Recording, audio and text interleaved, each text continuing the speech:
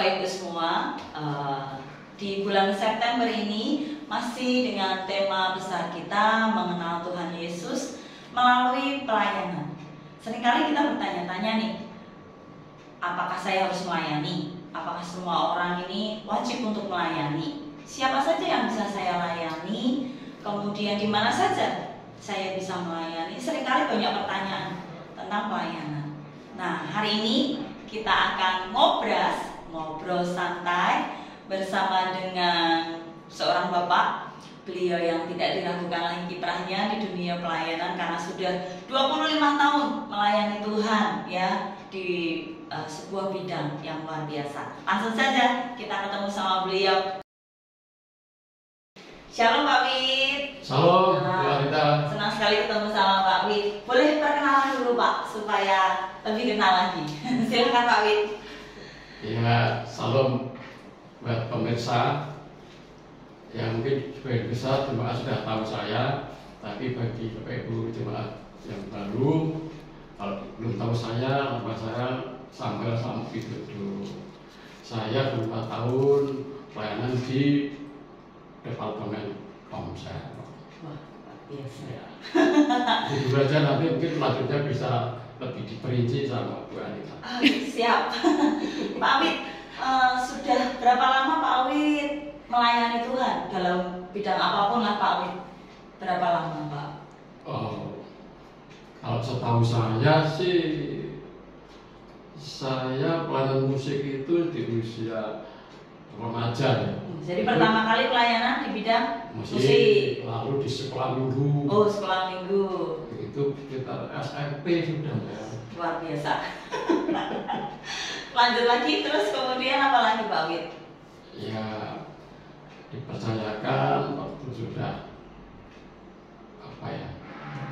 ada kepengurusan umum itu, saya pertama kali diserahi sebagai wakil pengurus. Saat itu ketuanya Bapak Yosudano. Sampai dengan hari ini selalu jadi pengurus terus ya Pak ya? Ya, tapi untuk secara struktural dulu kan gereja kita ini sebelum namanya Ebenezer kan GBDO Kejembangan. Jadi itu namanya ketua pengurus. Saya juga pernah jadi sekretaris, juga pernah jadi tadi wakil, dan juga pernah jadi ketua pengurus. Paling lama Pak, paling lama sampai dengan hari ini nih. Ini pelayanannya bergerak di bidang apa? Oh, kalau paling terlama ya di Departemen Komsel. Semenjak beliau Bapak Pendeta Konsul Basor ini kan ketuanya kan pendeta, jadi namanya ada Ribang, dan dari berbagai Ribang itu saya memang melanjutkan dulu sebelum Bapak Pendeta Konsul Basor di Ebenezer berita-berita yang lalu saya di bidang Komsel, sehingga saya akhirnya ditempatkan di Departemen Komsel sampai bulan Oktober ini 2023. Luar biasa. Nah, karena sepanjang itu ya saya lihat Pak Wid kan dari remaja, tadi kan awalnya yang di musik, kemudian jadi gembala anak, guru sekolah minggu juga pernah, kepengurusan, kemudian ada di Komsel sampai dengan hari ini tetap aktif untuk melayani. Jadi musik leader Pak. Oh, profetik berarti. Semua di ini, semua pelayanan dibabat.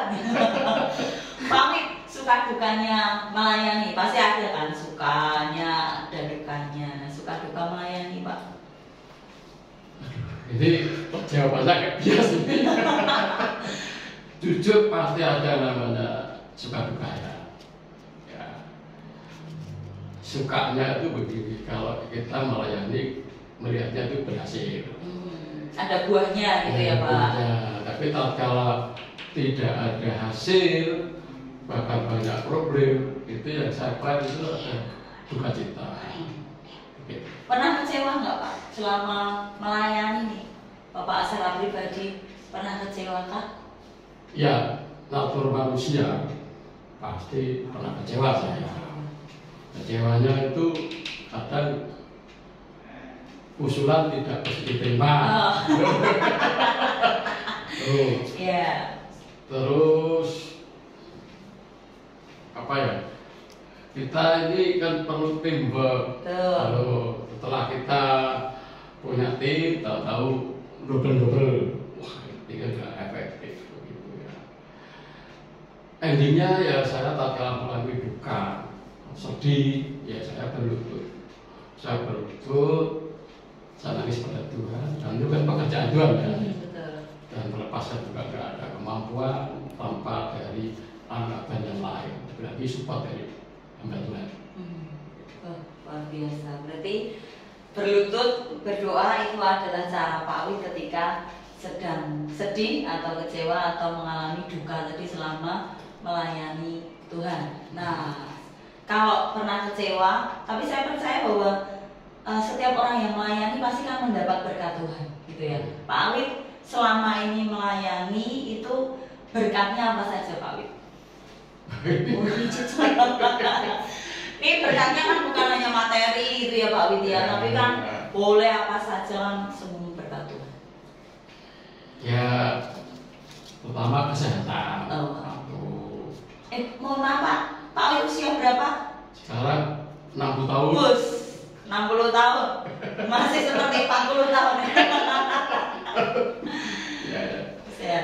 Kesehatan dan juga pekerjaan yang saat saya dinas itu dengan problem yang berat itu bisa terlewati dari masa ke masa sehingga sampai purna tugas. Ya, saya melihat sebagai seorang ayah itu kan terbeban kalau anaknya tidak mapan. Secara ekonomi saya juga tidak bisa seperti teman-teman saya, tapi setelah saya melihat anak saya cukup berhasil seperti yang saya harapkan, mestinya saya supply mereka, tapi justru anak kami bisa mandiri. Itu berkat. Dan juga saya, istri saya ini pelayanannya juga sangat mendukung ya. Dia pun saya tuh cukuplah bisa mengimbangi saya. Seperti itu. Begitu buat saya berkat. Iya.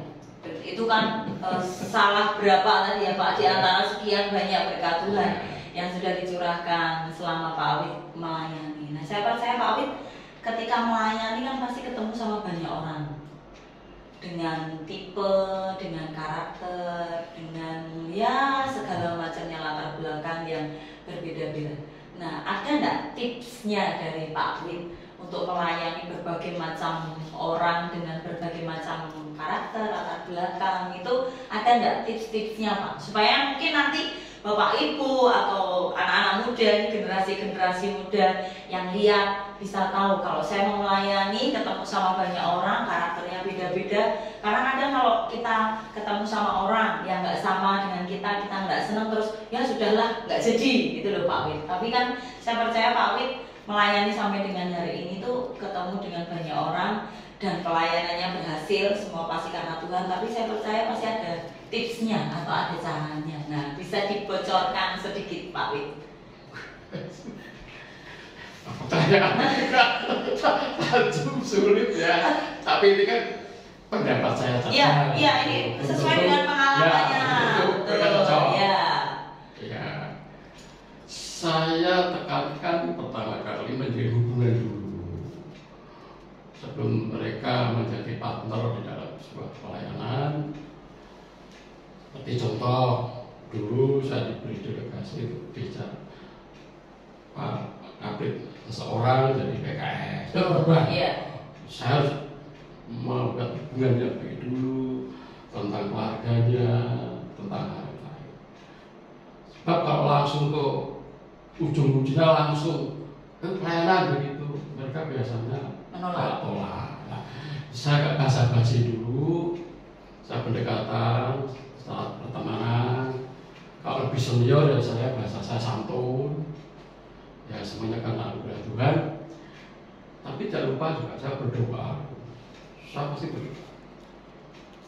Ya pernah terjadi yang sudah saya bimbing, sudah saya jadikan tahu luar kota, tahu hilang kita masalah lagi. Bisa untuk berdoa atau Tuhan temukan yang lain. Seperti itu prosesnya silih berganti. Tapi intinya menjadi hubungan dulu. Jangan langsung menanyakan soal pelayanan. Ya. Hubungan dulu itu kalau sudah connect itu enak. Nanti masuk ke pelayanan. Berarti tadi jalin hubungan dulu yang nyaman gitu ya, yang akrab sampai orangnya itu enak gitu kalau kita ajak ketemu, kita ajak ngobrol. Yang kedua adalah tetap berdoa, ya Pak Widya. Karena ketika kita melihat ada yang nggak mungkin gitu, tapi dengan doa jadi mungkin gitu ya Pak Widya. Saya terkenal itu gini. Dulu saya kan cerita. Dulu kan ketua pengurus.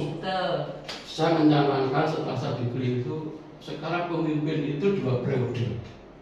Nah saat itu kan tidak mau jadi pengurus. Saya akhirnya bagaimana caranya sampai akhirnya terjadi setiap 2 tahun ada pengurus baru. Itu pun saya juga harus lobby istrinya gitu, nggak langsung main begitu lah. Aneh sekali gitu, walaupun ada yang komplain tapi tidak apa-apa. Akhirnya ya sudah bisa berjalan. Tapi puji Tuhan setelah dengan Bapak Pendeta Persita Baskoro, sekarang ada ketua pengurus, langsung ketua liga, Bapak Gembala jadi ketuanya. Cerita ya Pak ya. Tapi semuanya itu kan dinamis gitu ya, bergerak. Artinya ada perubahan-perubahan. Jadi setiap masa pasti ada perubahannya. Tapi sebagai pelayan Tuhan kita harus siap terhadap perubahan. Siap atau tidak siap ya Pak Widya, harus siap dengan yang namanya perubahan. Tuhan Yesus selalu beserta. Nah, kalau saya lihat sampai dengan hari ini, pasti Pak Widya di dalam pelayanan banyak pengorbanan. Karena menurut saya juga nggak ada pelayanan yang tanpa pengorbanan ya. Nah, sepanjang sama Pak Widya melayani sampai dengan hari ini, saya percaya ada banyak pengorbanan yang Pak Widya lakukan, yang Pak Widya kerjakan gitu ya di dalam pelayanan ini. Bisa cerita sedikit Pak tentang ini, pengorbanan dalam hal apapun. Saya percaya kan ada waktu, tenaga, pikiran dan semuanya. Iya, pelayanan pasti ada pengorbanan. Iya, betul Pak. Ya, kalau dirinci sih ya pengorbanan waktu ya. Karena saat-saat saya waktu dinas, saya masih bisa meluangkan waktu untuk kadang bisa hadir di dalam acara pemakaman jemaat. Itu pasti penting ya.